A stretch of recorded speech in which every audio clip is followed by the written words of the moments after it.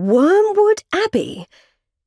I read aloud the address of the sender of a letter directed to my father, the Reverend G.E. Worms.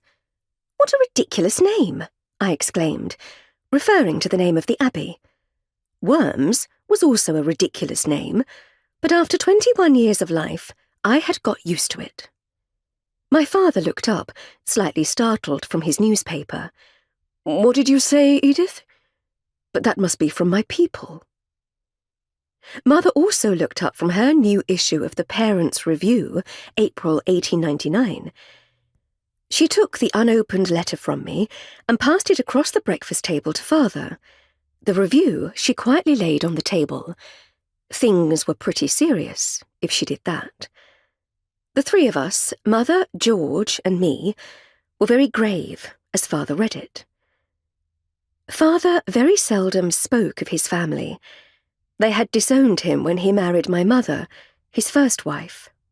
Nor was their silence broken, or any help offered to him at all, when she died during my infancy, and left my father to raise me alone. George, who at 11 years of age could not be expected to be grave for very long, broke in with, "Sir, is that where you saw the dragon?" Mother shook her head, and I stopped George's questions with an unexpected second helping from the jam pot, of which I had been appointed guardian. I had the exact same thought as George. Our father, a warm, communicative man, had remained singularly uncommunicative on the subject of his childhood. The bare outline, we knew, sent away from his country home to a school where cruelty went unpunished.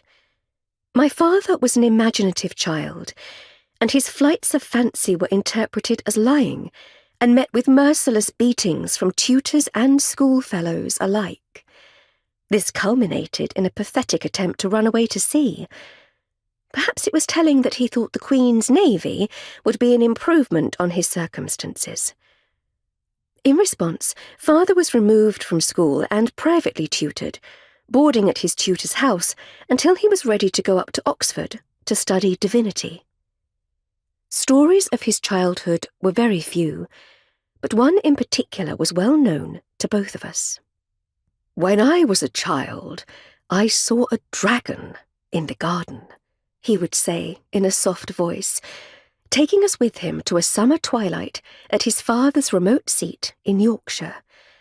No doubt this was just the kind of story that had found an unappreciative audience in his schoolfellows. The dragon had been about the size of an alpine mastiff, the kind that rescue hapless day trippers that lose themselves in the Swiss Alps.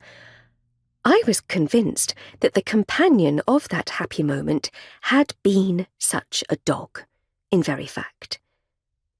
Our little family was now settled in the thriving parish of St. Giles, in a very civilised East Midlands town, and as far as I was concerned, we had shaken the dust of Yorkshire from our feet, never to return.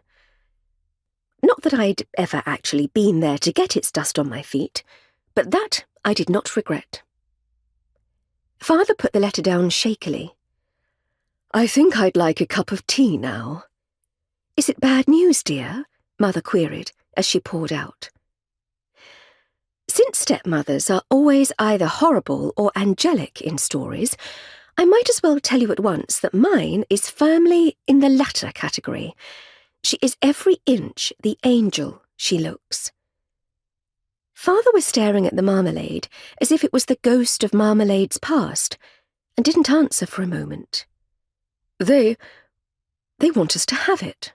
"Have what?" "It. The Abbey."